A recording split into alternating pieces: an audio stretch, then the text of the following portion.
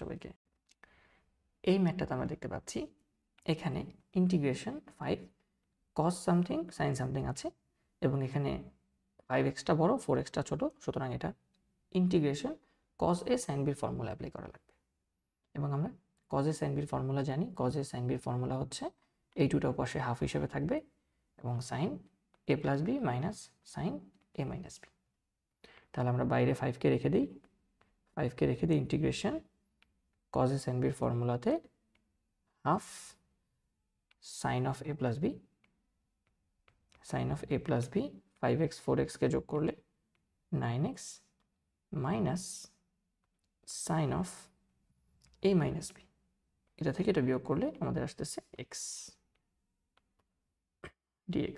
এখন ডিরেক্টলি আমাদের ইন্টিগ্রেশনের ফর্মুলা আমরা বলতে পারি sin 9x এর ইন্টিগ্রেশন হচ্ছে মাইনাস cos 9x, আর বাইরে তো ছিল 5/2, সো বাইরে 5/2 থাকবে,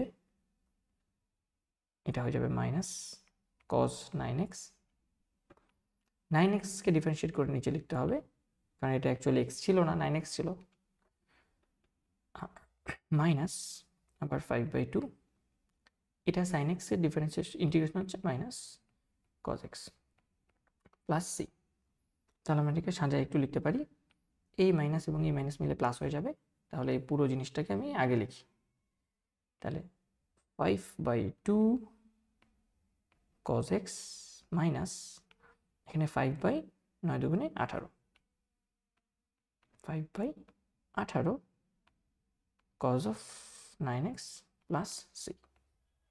এটা হচ্ছে আমাদের এই ম্যাথের উত্তর। হোপফুলি আমরা ম্যাথের উত্তরটা